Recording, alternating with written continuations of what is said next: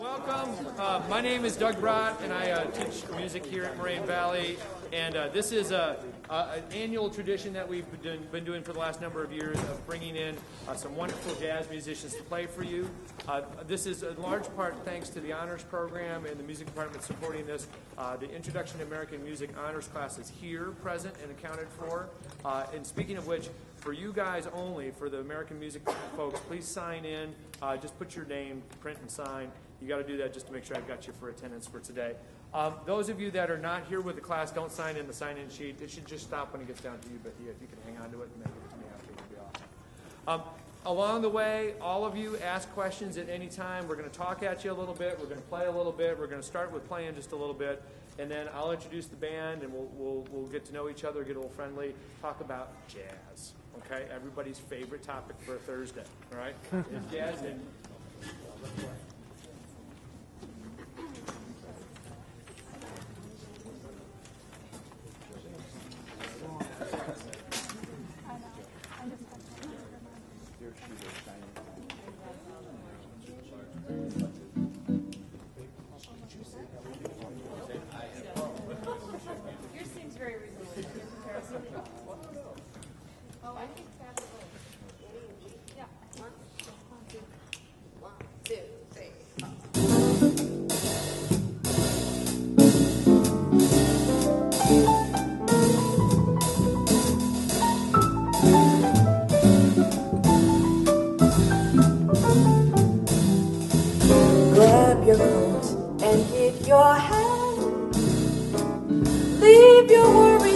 Doorstep, just direct your feet to the sunny side of the street. Can you hear the pitter-pat? And the happy tune is your step. Life could be so sweet on the sunny side of the street. I used to walk in the shade with those blues on parade. I'm not afraid this rolling frost over. If I never have 1 cent, I'd be rich as Rockefeller. Gold dust at my feet on the sunny side of the street.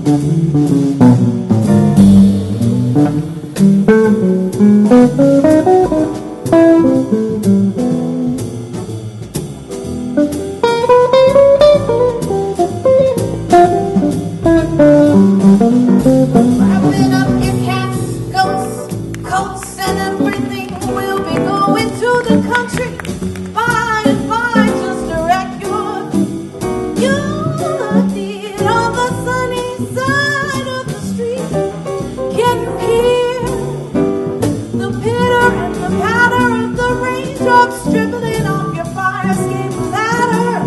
Life could be so fun. Fine as the finest one. I used to walk.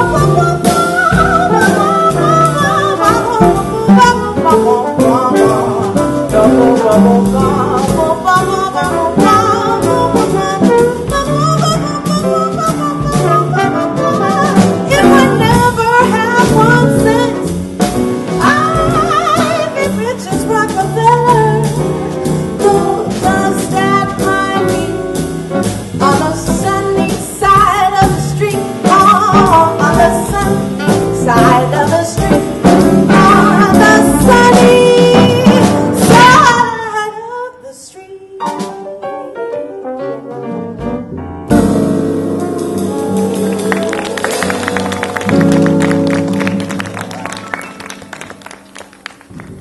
All right, you guys. So, I think it's a good point here to kind of introduce everybody to you. And we're going to talk just a little bit about what we just did and what we sometimes also do. Over on piano is a very good friend of mine for many years now, out of Missouri originally. And you can read all about her in the back of the handout if you'd like. But she's an extremely talented piano player and music director and played downtown in Broadway shows. But how about Miss Joanne Dorothy over there? Back here on the acoustic upright bass, and just to be clear, we'll talk about this, it's not a cello. And I know some of you, we laugh up here a little bit, but you'd be surprised. They get those concert reviews back, and yeah, the cello player was really good. You know, were you seeing an orchestra? No, it was a jazz band. So just to let you guys know, that is definitely a bass viol or acoustic bass. But back there, very, very talented bassist. I've known him he's like my brother practically. You know, we grew up together in the music scene. And just got back from Europe with Under the Street Lamp, touring around over there. How about a hand from Patrick Williams? This young lady here, I got to hear sing a couple of times on a recent recording, and then I went out to check out her playing with another bunch of friends of mine. This was it last weekend, or I guess it was, yeah. But she's been making all kinds of waves in Chicago. Good kinds of waves, not like, problems and all that kind of stuff. And I forget where you're from originally. Is it Indianapolis. Indianapolis, okay. So she's from the hometown of West Montgomery, if you will. How about a big hand for Sarah Marie Young? One of my fellow faculty members here for a number of years now. We go back to the DeKalb days. Go NIU. And very talented saxophonist and multi-reedist and teaches saxophone for us here at the college, as well as basic musicianship and the jazz combo. How about a hand for Mai Sugimoto? And this guy over here playing the slide trombone. Yeah, all right. See, all right, exactly. And that brings me to my next point, which is that you want to shout out, yell anytime. If you're happy, let us know. We like that kind of thing. And he and I go back to a band that we had, worked in together and whatnot. And by way of Western Michigan University, I almost said Illinois, Western Michigan University in Chicago. Also teaches non-credit trombone here, but we need to get him some students so he can actually start teaching. But he's on the books. Okay, so maybe you need trombone lessons. He's your guy. I talked to Raphael Crawford about it. And then I guess this is the faculty member side of the band here, but just started teaching last summer for us? Fall? Summer. Yeah, in the summer. And a great guitar player from the East Coast originally. He and I think met right around the same time as Patrick. We used to play on Navy Pier together way, way, way, way back. And I know nobody goes to Navy Pier, but if you did, you would have seen us there. So, it's true, isn't it? Somebody goes. There were some people there in the tourism. How about a big hand for Brien O'Callaghan back there? Brien teaches one of the guitar classes here, and he teaches all the guitar non-major and major level lessons for us. So, and again, if you guys are here, some of you are interested in music, some of you are already in the program. It's good to know that we teach all these different lessons and whatnot, so that you guys are aware of that and can pass along to your friends. If you're a new guitar player, maybe you want to learn to play for the first time, talk to Brien. He's got a great group guitar class, and can get you all signed up for that for the summer, for next fall. So, okay, so we just played some jazz for you, and you guys kind of figured out along the way that interactivity is really, really important, okay? So when we're playing, we want you guys to respond to that. Every jazz musician does. even if you're at a wedding and you're drinking the champagne and talking with your friends, if you hear a good solo, you want to put a smile on the musician's face back there, clap during it or say good job or something like that. It all helps. But if you're at a jazz club, you know, come out, make sure that you guys are applauding. You can applaud any time. But what would be the most typical time to applaud? After solo, after the singer sings her first chorus is always, or you know, turns it over to one of the other instrumentalists. So you guys, the interactivity is really super important. This is an oral and historic form where it's very much involved with audience participation. So we're going to kind of break down a little bit what we do back here instrumentally. I think what we'd like to do is start with the bass, okay, and talk a little bit about what his job is. And maybe, Patrick, would you be willing to kind of regale them on your role back there? Hi, guys. Hi, Patrick. Just talking about the bass, generally in jazz, is performing a walking line. That's basically what I played in that last song. And it's sort of using one note at a time to outline the chord structure. And it's sort of the pulse of the song. So if the song's going along at 1, 2, 3, 4, I'm generally playing on all the quarter notes. So it sounds something like this.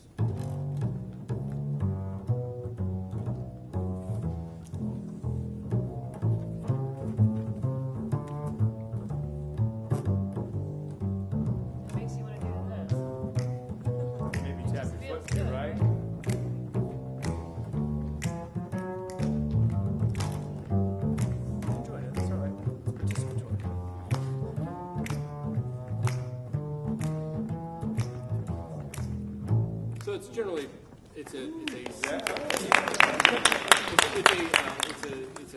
rhythmic pulse that's happening, but it's also using the notes. The notes that I'm choosing to play are based on the chord structure, which the pianist is generally playing all of the notes of the chord, whereas I'm just playing one at a time and walking my way from one chord to the next via the chord notes. Exactly. And go ahead. Yeah.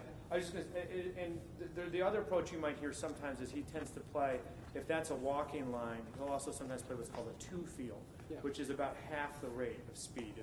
The time is still progressing along as it was, but it gives a little bit of a halting quality to it. We haven't quite picked up our momentum yet. Right. You do just it sounds something like this. So if we were going along at 1, 2, 3, 4.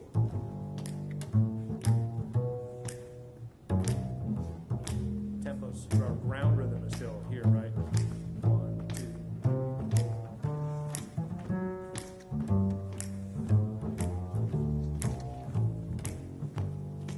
Like that. Is that all the bass does, or does it get an opportunity to solo? Occasionally. Once in a blue moon, depends on the band bass leader. player is called upon to solo. But generally, my role in the context of the band is to sort of provide that rhythmic pulse and the chord and outline the chord structure. That's generally what the bass player is doing in a jazz band.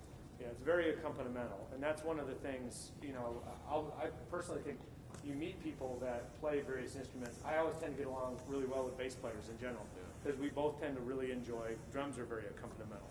Drums solo too, but not as often as say a horn player does. But it's like one of those things that sort of kindred mentalities or spirits or whatever. It's like we like to get out there and help everybody else have a good performance. That's part of the deal. You know? And then you get a little bit of moment of this in the spotlight. Well, and generally speaking, bass is involved in just about any kind of, almost any band you're ever going to see is probably going to have a bass player. If they don't have a bass player, they have someone that's functioning as a bass player. But generally speaking, like he was saying, we're the accompaniment, or we're sort of, our job is to make everybody else sound good. Exactly. Like generally, if you really are noticing the bass player, it's either because they're screwing up. So like it's kind of like on a football team, if the line isn't, if the offensive line, if the quarterback's getting tackled all the time, it's the offensive line's fault. If he's not getting tackled, nobody even thinks about the offensive line. That's sort of the job of the bass player. And that's always the joke, right? The Saturday Night Live skits and whatnot about the bass player and that kind of thing. So yeah, exactly. Okay. Let's move over. Do you guys have any questions along the way at all about any of the areas? Kaylee? Do you know any reason why the bass is shaped like this? Sure. Originally, they're designed to project because this particular bass was built around 1850, 1860. So it was before there was any amplification. Before there's cables that go into speakers that shoot those out. So it's basically a giant speaker. It's a big hollow. They're hollow, and these holes are called the F-holes. That's generally, the sound is kind of coming out of that. It's basically the whole top of the bass is resonating, and it's like this big hollow chamber for which it can resonate. And actually, the bouts, which is what they call these things, is in a way to focus the sound out. So there can be a big sound here and a big sound here, but the bouts sort of focus the sound so that they can exit the bass that way. That's fascinating. I had no idea. Yeah. I went to school. Question back there? Yeah. Hi. So I understand that the bass is like an essential part of jazz as a genre, but what about in other genres, like in orchestra? Oh yeah, it's everywhere. In orchestra, generally, if you go hear an orchestra, there'll be anywhere from 2 or 3 to up to like 10 bass players all playing together with the bow. Which I also went to school and studied this, but I don't really play it anymore. But yeah, the function is still very similar in any art form. Bass players are generally playing the root notes of the chord, the most fundamental structure of the chord, and it's sort of what all the harmony is sort of built off the bottom of that. And so when you go hear an orchestra, that's generally what they're playing as well. And like for example, in your jazz ensemble, I noticed that some instruments play off beat. Are they going off of what the bass is playing? Because I know jazz on like other genres, it has that like off beat. Sure, absolutely. Great question. I don't know how to explain. Great question. Yes, they are, in a certain way, they are playing off the bass. Generally speaking, though, everyone up here is feeling the pulse of the song, whether they're listening to the bass or not. It's something that you learn as a musician to sort of feel the pulse of the song. And a soloist, like Mai, for example, when she's soloing off of that, and it's a reflection of, it's not a reflection, they're basing their solo off the rhythmic structure of the song, but they can definitely, like you say, move in and out of time like that. Well, yeah, one thing we definitely see him as an anchor. Yeah. You know, like if it starts to get kind of wild and crazy, you can always kind of zone back into that part. Or the whatever's, like maybe it's this thing too. Dang, dang, a dang, dang, a dang. But yeah, that's definitely kind of a home base for everybody. Like in our ears, you know. Yeah. Thank you. Great question. And it started with the bass sound. You know, when jazz evolved, and that could be a whole lecture in and of itself, the earliest instrument voice that took up the bass role was not the string bass, but rather a tuba, or, you know, because it came out of marching music, and, you know, marching band music, specifically military band music. Yeah. When do you ever use the bow? Rarely. How would you spend all use it? this How would time you and use it? energy learning how to play this thing. Generally speaking, there are some guys in jazz who are really great soloists with the bow. I'm not one of those guys. I hardly ever spent much time on that. But generally, it's used in jazz in a limited context. But for the most part, it would be like on a ballad or on a slow song, you'd be playing like a long, slow tune, a long, slow drone underneath something. Generally, that's what the function of it is in jazz. There's a couple guys that, I mean, there's some fantastic guys who are great with the bow. I sort of let that part of my education slide. Lots of times you only hear it at the end of the song. Yeah, like at the end of the song. Bass Like, will whip it out really quick in the very last note. so that you can sustain a note for a long time. They get paid extra if they do that. That's what I was going to ask, if you just do a little bit, just so we can hear. Oh yeah, it sounds not unlike what a cello or a violin would sound like.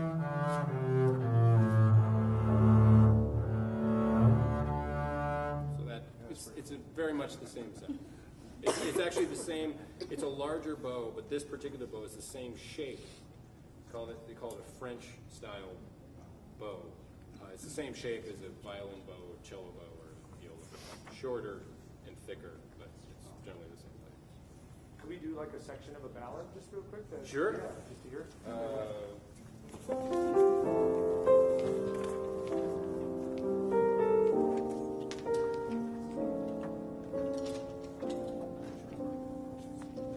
Wait.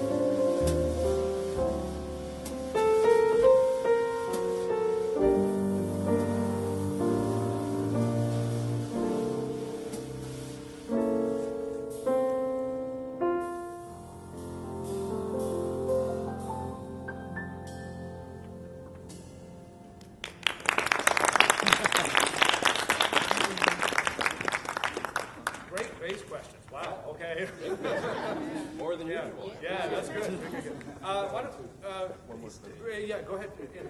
What is the given tuning of your bass? Is it like a guitar? Similar. It's the same tuning as the bottom four strings of guitar. So E, A, D, G. Yeah.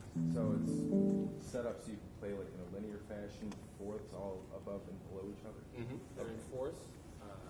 You could play it similar to a guitar that there's more than one place to play the same note. Right. You could play a C here or C here, that kind of thing. And can you play semitones like in Indian music and stuff like that? Or that stuff is possible on string instruments simply because there are no frets. Right.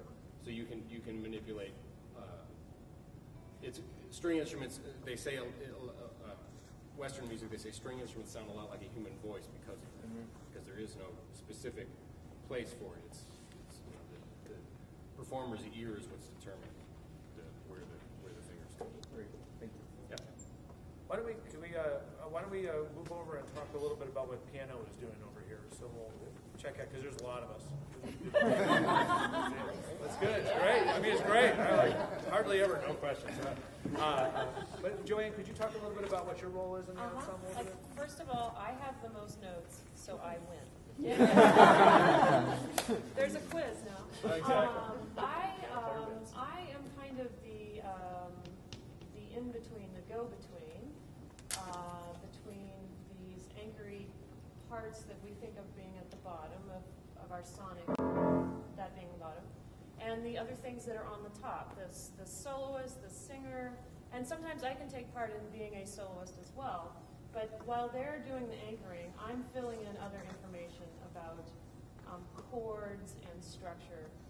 So I'm gonna go like super basic for a minute, just so I don't lose anyone. But I was just in Memphis, and I'm just gonna show you a blues because this is related. But then I can also explain what like the differences between the harmony and stuff. So yeah, ain't nothing but a hound dog, right? Crying all the time. This is nothing, right? I'm just gonna play this without any time. You ain't nothing but a hound dog, crying all the time.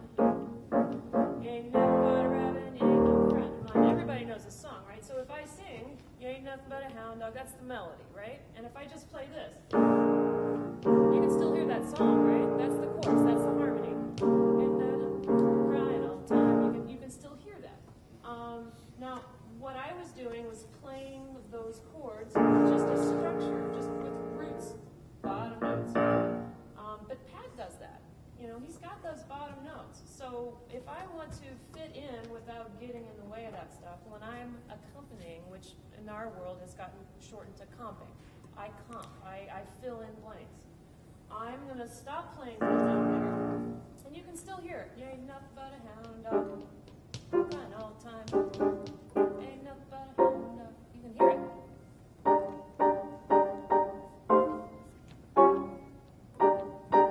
Why am I stuck on hound dog? Memphis, I'm telling you. Which was not an Elvis song first, it was Big Mama Thornton. So I fill in those parts in the middle where something else may or may not be going on.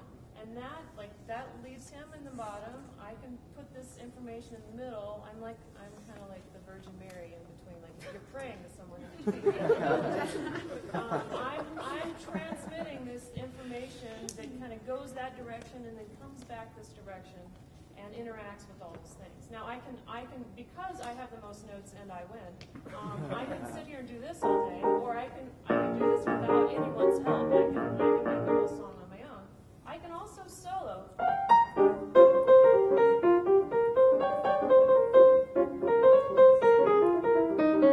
I can do that when I want to too. So like they can do this, and then I hop in here, and you may have noticed that Brien and I didn't play at the same time.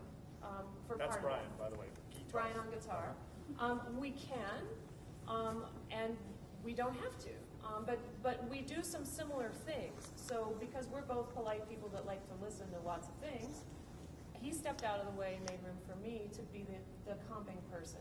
And then I stepped out of the way and made room for him. And we never talked about that. I just saw that he wasn't playing for a while, and then I repeated the courtesy to him. So comping is filling in bits in the middle with the harmony and reacting to the melody and giving information to whoever's playing the melody keeping track of what the drums and bass are doing too.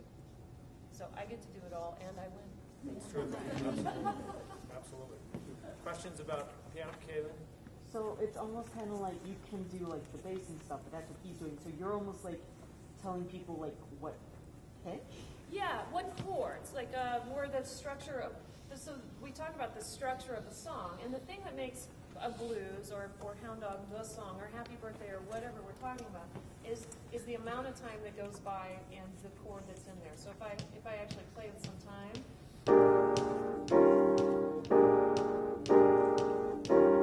I'm going fast now.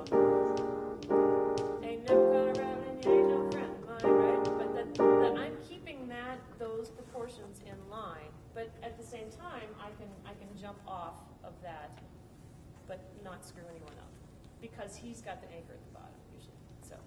So it's almost like pitch and tempo? It's pitch, rhythm, and then the progression of the song. All of those things. Like keeping in place of where we are in the song. Yeah. That's a great question. It's a great question. You know, and one of if you geek out to musicology books, like I occasionally do, I'm not going to lie, or music cognition type things, the way we think and process music, you know, one of the things about it is that we process it in the past. We've heard it, and we're thinking and using that information that we've heard chronologically seconds before, minutes before, even in some cases, and that informs what we're hearing in the moment, and then we're continually like processing it. So we're always a little behind the music. And one of the things as a musician, you start to like the lag time that's there that for most listeners you try to like minimize, and then you start to get to the point where you can start to anticipate a little bit too and lead the discussion. But one of the things we do in doing that, and all of us as listeners do because of our cultural heritage or what music we've listened to on the way, is we can fill in a lot of the blanks. Joanne doesn't have to play a chord on every beat of the measure in order for us to hear the blues. She can give us just enough information. It's like putting just enough oregano in it to let you know you're eating spaghetti. You know, it's like but she's not like dumping all of the oregano in there, like, because it would taste bad if she did that, basically. So if that makes sense, kind of. Yeah, I have a question. Like, when you're accompanying like different soloists, do you change your the way you play? Kind of? Sure. A lot of that has to do with what range the instrument is in. Like if it's trombone and it's all kind of down in this neighborhood, I might try to stay out of his way, so not to muddy it up. And if it's sax is like alto sax, especially, is in a little higher neighborhood, so I can kind of hang out. I try not to like get in the way and step on. I try to leave them room to, yeah. And with the singer, depending on whether it's male or female, or how the music feels, like if you want to really like kind of play a lot or leave a lot of space for a lot of things to happen, yeah, sure, it totally changes with everything. And it changes like whether you know the person or not. Like you start to hear them right away. Like even if it's someone I've played with 1,000 times, I won't play with them the same way every time. They're having a cranky day and they're just really taking it out, like I'll just leave some room, you know? Yeah. So. Yeah, question. I know with jazz, it requires a lot of teamwork and just being able to feed off of other people's whatever. But the question is that do you guys often go off of the sheet music? Like, do you guys just often feel like, oh, I'm just not going to play what's written in, I'll just add more notes? We didn't actually have any sheet music. Yeah. That's amazing. And there were a few places where I made that very obvious. So we'd start to think of these songs, and I didn't mean to like take over this one, but we start to think of these songs as, there's a melody and there's a rhythm and there's harmony, and if you hear, the recording of Louis Armstrong doing it a way, you could write that out on sheet music if you wanted. You wouldn't capture the essence of all of that, but you could write it out, and that could be sheet music. But we don't think of these songs that way. We've got elements at play. Like here's how it goes, and here's what I'm going to do now. It's much that you're not thinking of subject, verb, adjective while you're talking. You're just kind of getting your thought out. You're asking a question. I'm going to the store. I'm picking my husband up, or whatever's going to go on. You just express at that point. So it's very similar to that. So do you ever get shocked? Like does someone ever do something odd and some people play this song, like this song has this basic, set of chords that everybody kind of knows. And in jazz, it's like that. You can show up to a gig and have never played with anybody, and everyone kind of knows the same tunes. And if they don't, it's usually good to look at some sheet music or a chord chart. But there's definitely different ways, especially in jazz, to play tunes. So like a song might start on one particular chord, but Pat is used to starting the song on another particular chord. And as far as teamwork goes, the band has to, a lot of times, and there's nothing wrong with just being like, hey, do you start this song on the 1 chord or the 2 chord? Like, we'll talk about it beforehand. And when we do have sheet music, a lot of times there aren't any notes on it. That's kind of the funny part, too. It's like, it might just say, like, A, C minor, F, G minor, like, it just would have some letters on it, and that would be it. Just, that would tell you how the chords went. But, it wouldn't be like what you're used to seeing with notes and stuff. If you're a guitar player, you might be familiar with, reading tab, where they write the note name, letter name as well, and then obviously they've got the little tab symbol, but it's like you'd see that just chord chart like that. Question again? Okay, I saw somebody with hands up. Awesome. But why don't we talk about some guitar stuff, because I know a lot of you, there's probably a number of guitar players here anyway, so that's always kind of a fascinating area, and you can kind of add on to what Joanne was talking about. Well, I kind of play similar roles with Joanne, but this is kind of interesting because when we're on the stage at the same time, we're cautious to stay out of each other's way. So depending on the type of tune we're playing, I'll kind of find my niche, or maybe she's finding her niche too. Certain things we can do where we'll play at the same time, like if we're doing an old school thing, like a big band thing, I might do what's called like a Freddie Green thing, where I might play straight quarter notes. Freddie Green was a big band guitar player for Count Basie, and he would do these things like this kind of sound.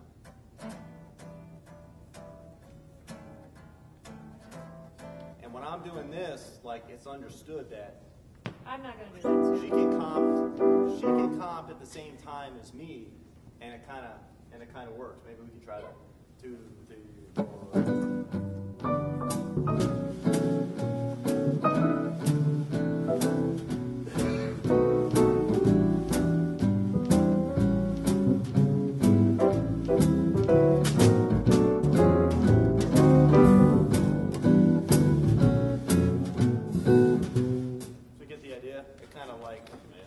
Got this bed of sound going, and then she's able to kind of just do her thing right over the top, and it's cool.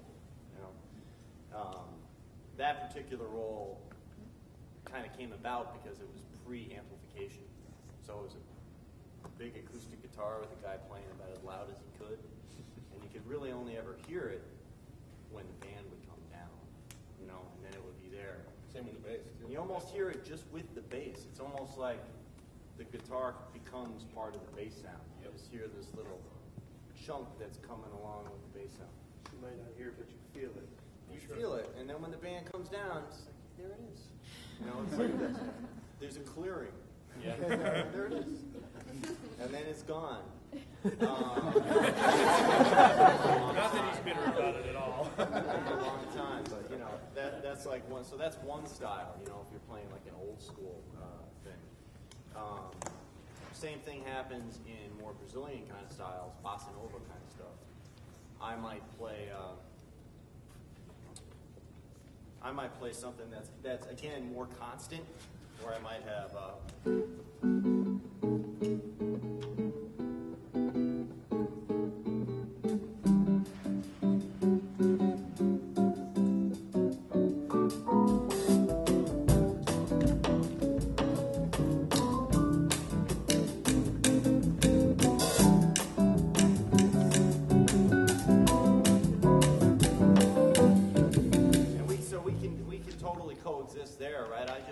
I'm almost like a percussion instrument or something, right?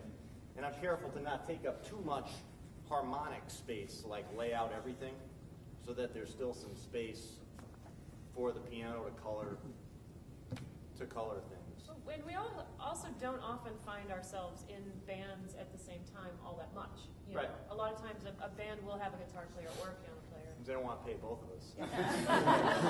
That's the truth. And sometimes, these guys all do booking stuff, particularly Pat and Joanne, but I do once in a while too. And I've definitely, in years past, said, yeah, there's going to be a guitar player and a piano player, and I get from like the piano player, oh, okay. Who's the guitar Yeah, player? Yeah, right, exactly.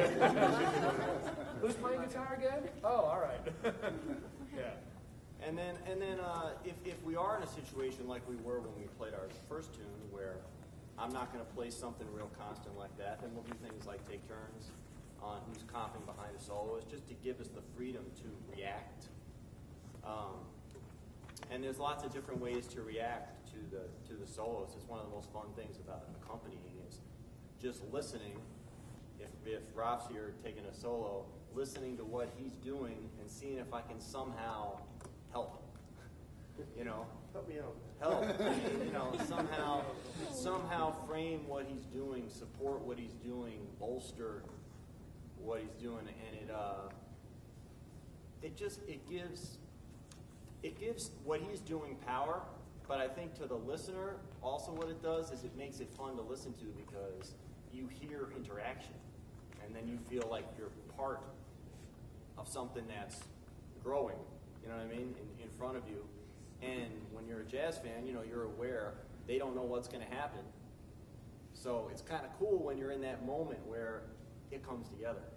You know, Something is complimenting. you get a moment. You know what I mean? Once in a while.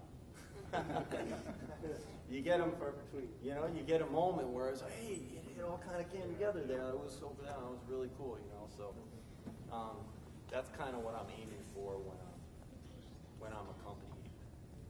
Do you always play with a pick when you play, or are there other ways to voice the melodies and stuff when you get a chance to do that? Not necessarily. Well, like when I was doing the bossa thing, I put the pick down for sure, and I use my fingers. What about like an octave thing, like a West thing? Can you talk about that a little bit? Yeah.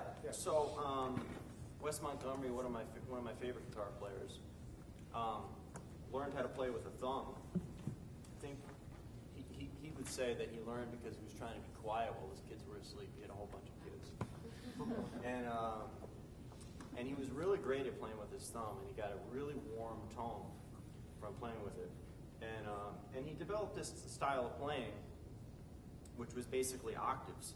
So instead of playing a single note line, he would double it with the octave below, and it kind of, you get this fatter sound.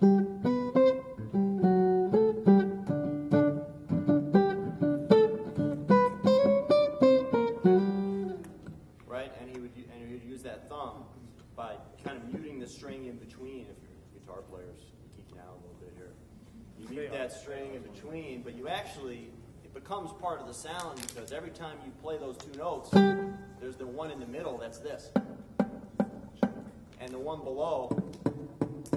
So in between just those two notes, like if I played it just with my fingers, it sounds a little thinner than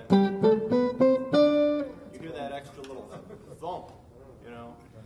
So sometimes, yeah, the thumb is a cool thing for octaves. I'll never play octave pick. Right. I wouldn't do that either. No. No, you would if you were doing, you know, R&B kind of stuff, you know, like you know, Jackson 5, and, you know, 70s stuff, you know, then you would use a pick. But in a jazz style, when you play octaves, you play with your thumb. I'm trying to think of other things that I do. Could we do, why don't we do the head for like a West thing real quick for them? So that would be... A West thing with a melody? Yeah. With octaves?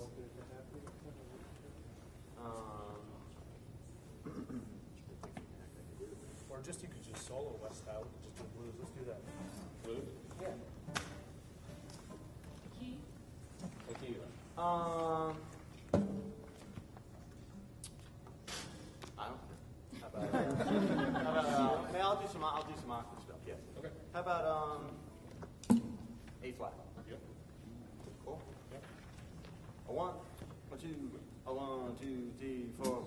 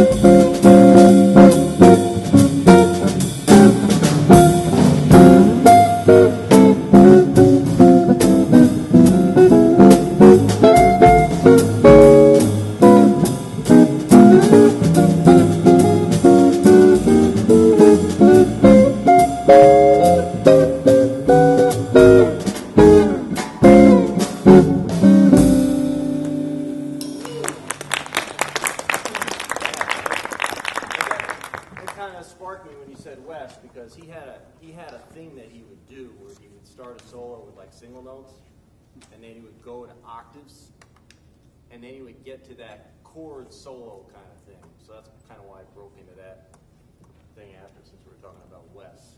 He had that kind of way of building, and he would do it in a lot of solos. Yeah.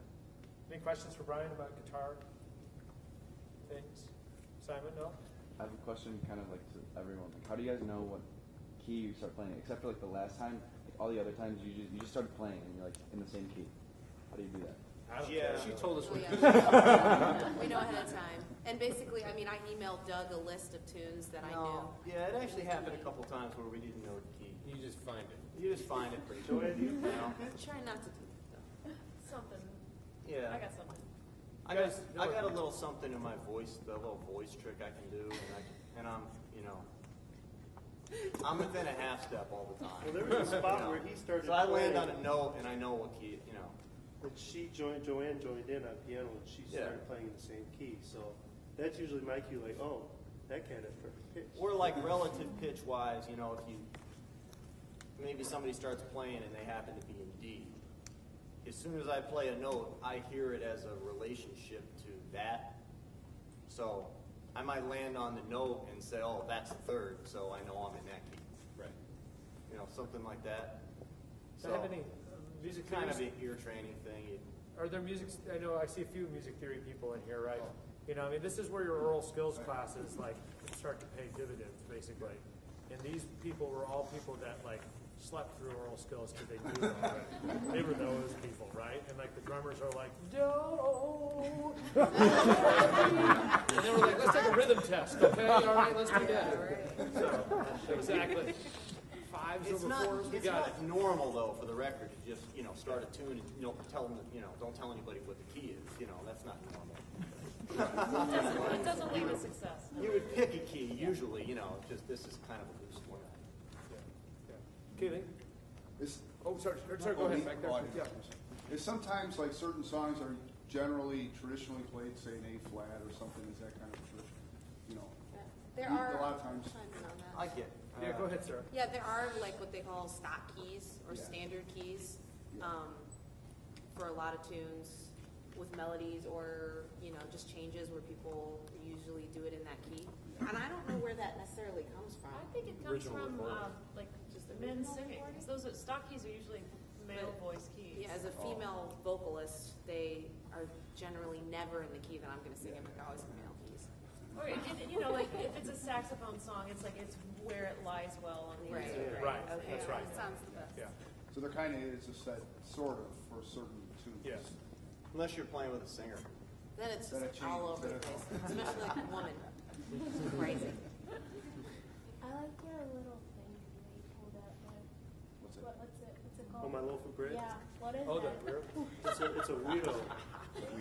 It's a Latin percussion instrument. It's a gourd. It was probably some sort of vegetable that they hollowed out and dried. It's so cute. And kind of like the bass. Like, this is the gourd. It's a hollow gourd like the bass is. And the sound comes out of these holes where you grip it. Feedback. But also mostly from here, right? And there's grooved ridges. And this is actually just a really, really handy, sturdy chopstick that I've had for years. And it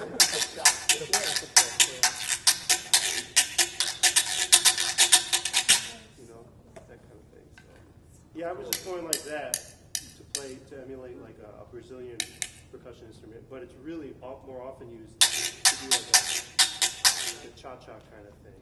But anyway. We could actually do like T for two or something like that, or cha-cha. You want to, and then maybe we could segue over to, you could talk a little bit about tromboning a little bit, and maybe that could, that one we could do that as our example too for trombone.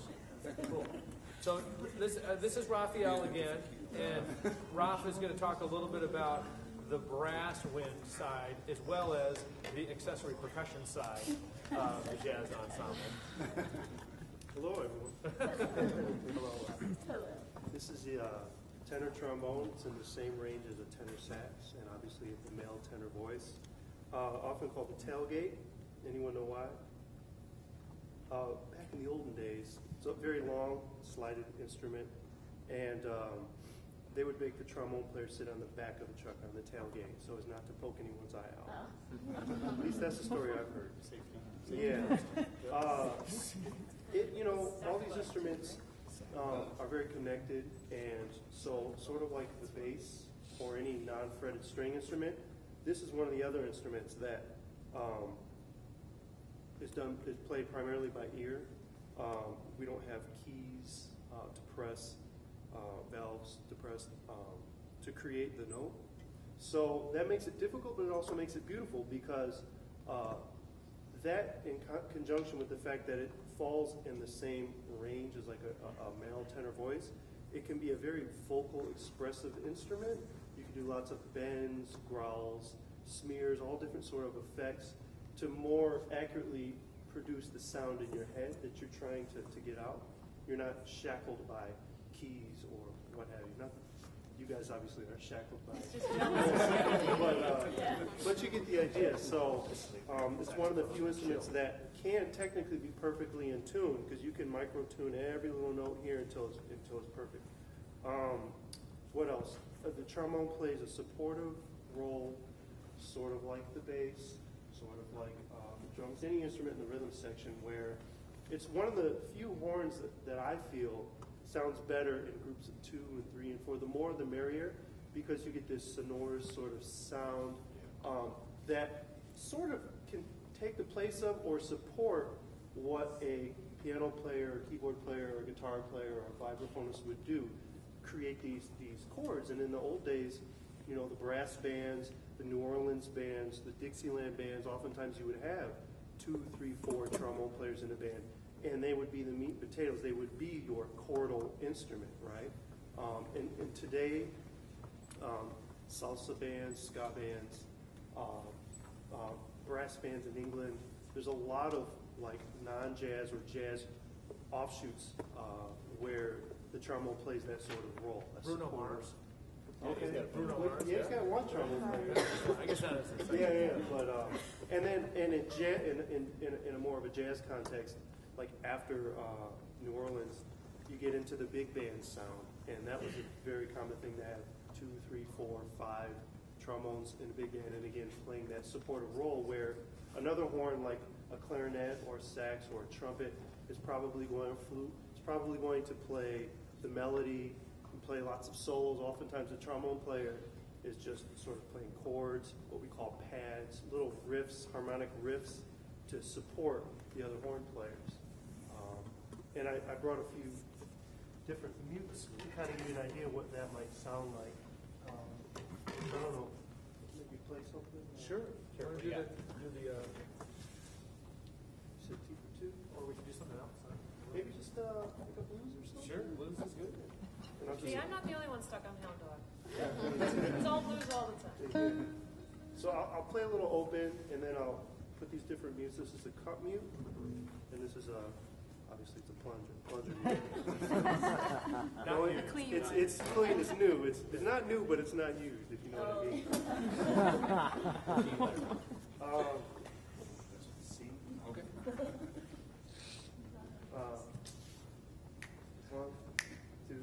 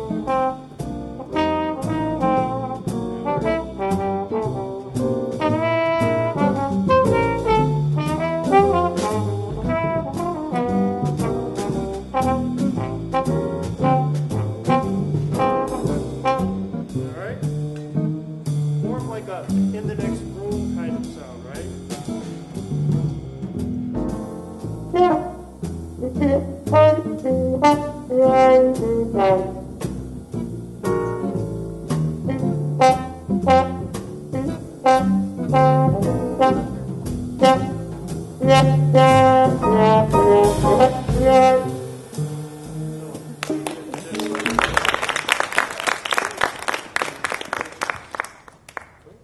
That's got to be what they use for the peanuts. Yeah. Figure this out. Kayleen, question? You said that, maybe I heard this wrong, a trombone could even be used in like salsa, or is that the... Oh yeah.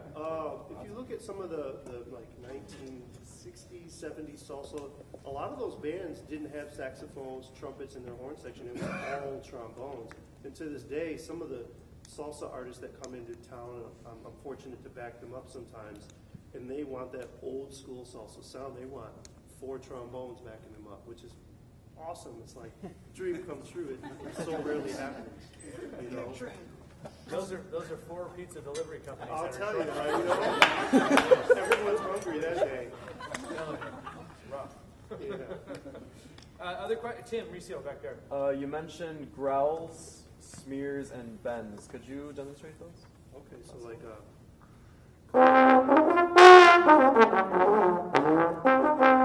pretty ugly growl, but you get the idea. A smear would just be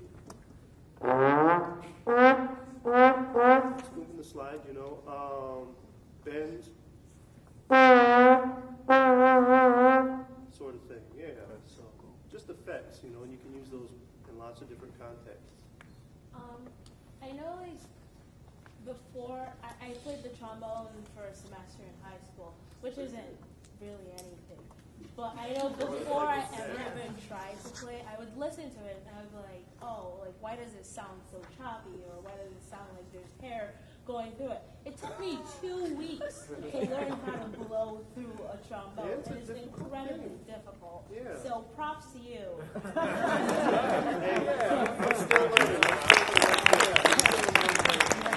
Trombone fans. That's good. I mean, not a rarity. It's good. It's good. Ed, question?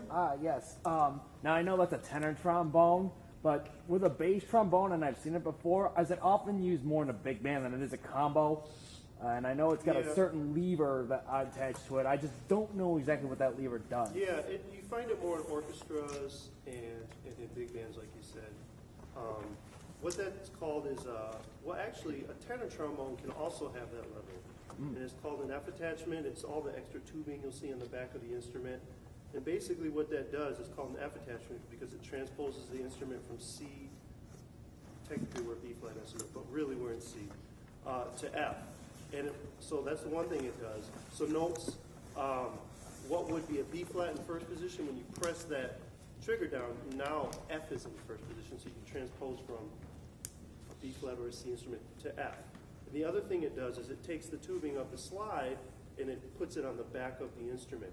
So instead of having to go way out here for the low notes, if you just press that trigger, you can play that same note here in first position. So it adds all these kind of variations, variables. And basically, one of the only differences between a tenor trombone with that trigger, with all the tubing, the F attachment, and a bass trombone with that tubing, or that F attachment, is the bore of the bass trombone. It's a bigger tube.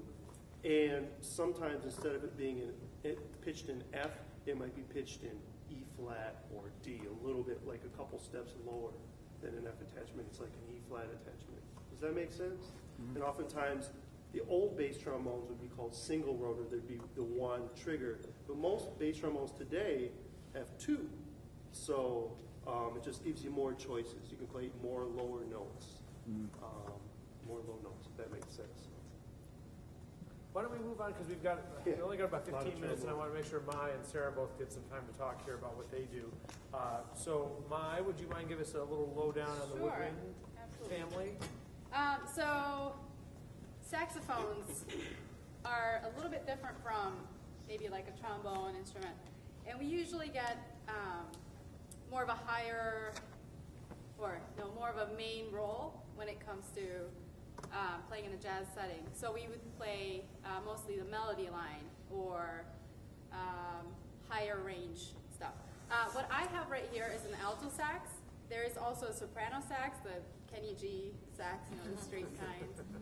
Hopefully you guys associate more with John Coltrane and that. And then so soprano is the highest instrument, B flat, this is an E flat alto, and then there's a B flat tenor that's a little bit bigger than this, and then there's an E flat bari, which is even, like a monster, just like my size.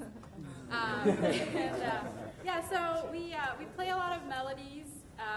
If there are no singers present, we also do a lot of backing for, if there is a singer, we do a lot of backing with other horn instruments like trumpet or trombones. But we can produce a lot of different kind of tones. So if we want to play like in saxophones also can play in like a salsa band or a rock band, funk band, and in that type of setting we can produce like a more kind of brighter tone. If we want like more of a smoky jazz sound, we can also do that too. So we're capable. I think the saxophone is capable of producing different tones, and I think Doug mentions that here too.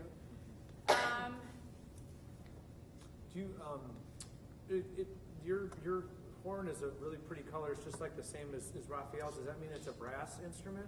It is made of brass. Yes, this body part is made of brass with pads that are, people use kangaroo pads. So behind these keys, you see these orange-colored pads. These are not metal. And we do play with a single reed. So this is a single reed instrument. Saxophones are a single reed. So is a clarinet. So it's not like an oboe or bassoon, English horn. So we just play with one. We just slap on this reed on the mouthpiece and play. So I guess this is why they would call it a woodwind instrument, the reed. So even though it's made of brass, it's not actually a brass instrument. Right. Saxophones are woodwind. It's a woodwind instrument. 106ers, you might want to write that one down. That one could be on the test. Seriously. That's my hint. Question, not that it for sure is, but you never know. Questions from Maya about saxophoning? Well, I'm different from everyone here, first let me say, because I'm not a student. I teach here. I'm an adjunct professor, and I just love jazz. And so you all playing, so I came. And I listen to WCCB, yeah. And so I heard your name. So when I looked at it, so I'm very glad to see this. I have my children playing the piano, and I'm trying to make them stay on it. But I told Doug the one son wants to play the sax, and the other one wants to play the drums. They're leading. So if he wants to play the sax, is there one you would say you should start with, or? That's a good question. I think alto is it's also affordable. Yeah, there you go. There's the size-wise, yeah. So like little kids, even if they want to play a badass tenor sax, I would recommend, them starting on alto. It's a very easy. Saxophones are a lot easier than a lot of different instruments, like trombone. I have no idea how that works. We have the buttons, so it's a lot easier. But going back to your question, I think alto would be the best choice to start out. And then it's an easy, you can get around it easily. With any height. Yeah, he's 13. He's not tall. And Right. He'll be a freshman next year. So yeah. I want to play the saxophone. Like, where'd that come from? Don't you see these piano lessons? They are never wasted. No, it's a progression. They're building. I keep telling them they won't listen, but they will come in handy. Yeah. Yeah, I started out on piano. I bet a lot of these guys did. Joanne probably did, I'm thinking. It's a really good instrument. It's a really good one. It's foundational as far as music, Western music is concerned. Anything that's classical or jazz or blues or whatever, it's a great one to start with, and then you can branch off from there. It just gets expensive for the pocketbook, ultimately. Good, let's go. Sarah, I really want to make sure you get some time to talk about, because there's a lot of misnomers, misconceptions about what it really takes to be a singer. I think it is a product of some of our nationally broadcast TV shows, which are a whole lot of fun to watch, but might not be a real good dose of reality for what it's like to be an actual working, performing singer out there in the world, like Sarah is. And I thought maybe you could talk a little bit about some of that. Yeah, well, in this setting, the singer, and in a lot of different genres, the singer is basically the lead instrument. Is what I'd be doing is stating the melody that's written, or creatively kind of expressing the melody. And because I'm singing, I also can say the words if there are lyrics written. So there's kind of an added way to express emotion that is, of course, teamed with music, but it's a little different element since I can say the words. So I think a lot of times in jazz, when you go and you see an instrumental group, it sounds a certain way, and then when there's a singer, it kind of changes it a little bit. Not necessarily for the better or the worse, hopefully for the better, but because there are words and because my instrument is in my body, I'm able to, express a different way. So usually when there's a singer, he or she is stating the melody, and also can also be a soloist in jazz, can also what they call scatting.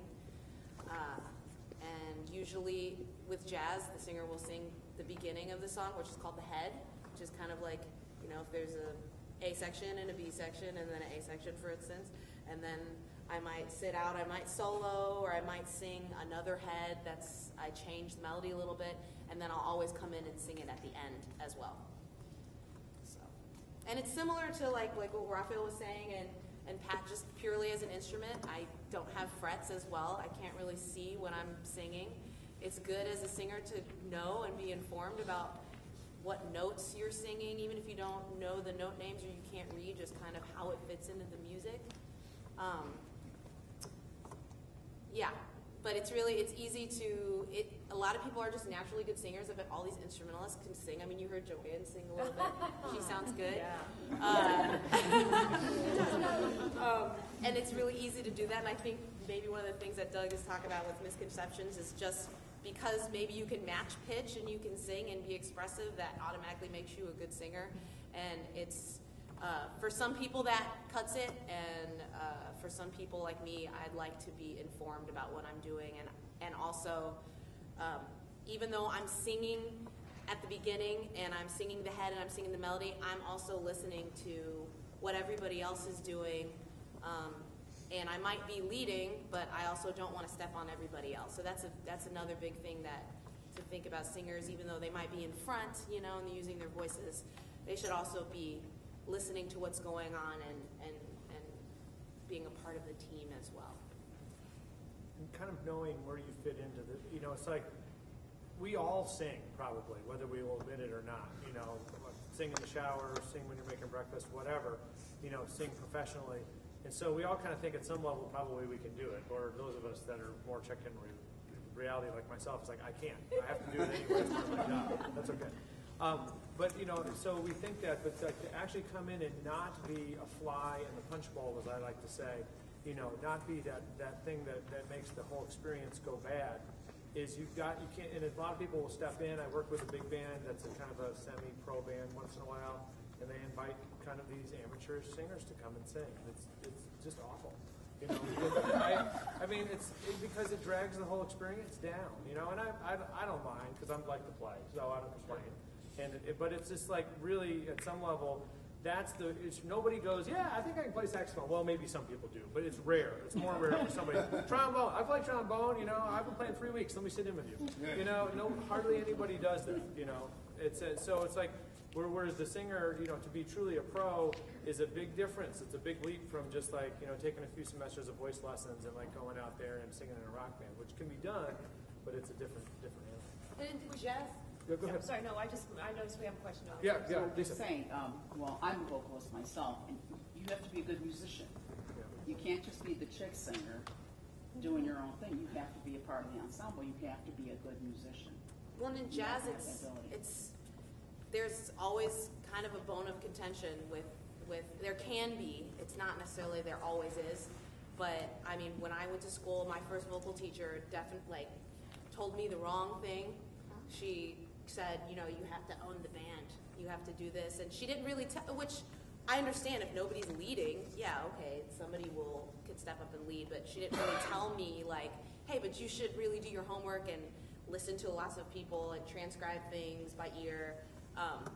And I found what works best is, because a lot of times you might go to like a jazz jam session, and all of a sudden there's all these singers, and then it's just taken over by singers. Because it just changes the vibe. when there's a bunch of singers on there. And I found, you know, I don't have the answer still now, but I always try to like show up with a good vibe and respectful vibe where I know that I'm going to be singing the lead at some point, but I'm not going to try and own that necessarily above anybody else in the band. I'm still going to try and be respectful. Because you're not alone. Right. The only time you're alone is when you're singing a cappella. If someone is, they're not, I hate that word, accompanying. You're never, it's not, you're doing at least a duet. When someone else is playing, that is at least a duet. Absolutely. The only time you are soloing is when you're singing all by yourself a cappella. And if it's not, then you have to antagonize the people who are helping you. Yeah, we can make it hurt. That's right. Hey, let's do.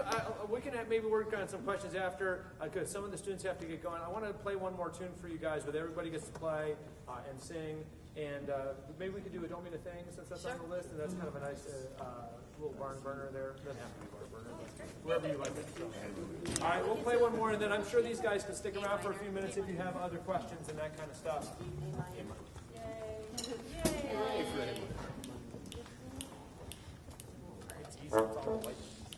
Is it in that key in here?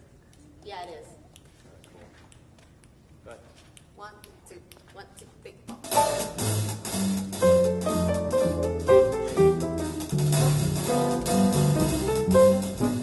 It don't mean a thing if it ain't got that swing. Do-wah, do-wah, do-wah, do-wah, do-wah, do-wah, do-wah, do-wah. It don't mean a thing, all you got to do is sing. Do-wah, do-wah, do-wah, do-wah, do-wah, do-wah, do-wah, do-wah. It makes no difference if it's sweet or hot. You gotta give that rhythm everything you got. It don't mean a thing if it ain't got that sing. Do-wah, do-wah, do-wah, do-wah, do-wah, do-wah, do-wah, do-wah.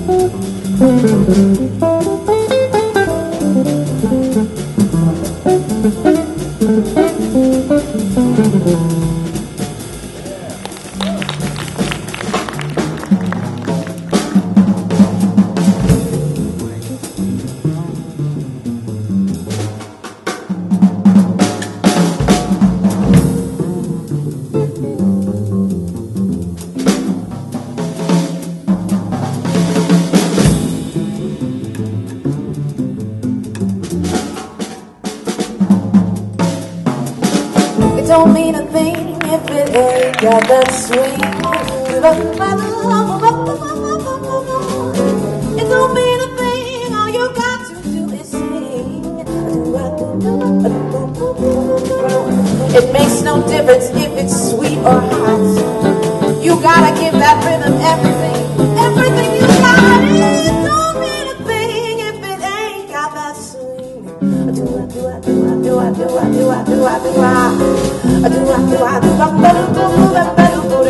Do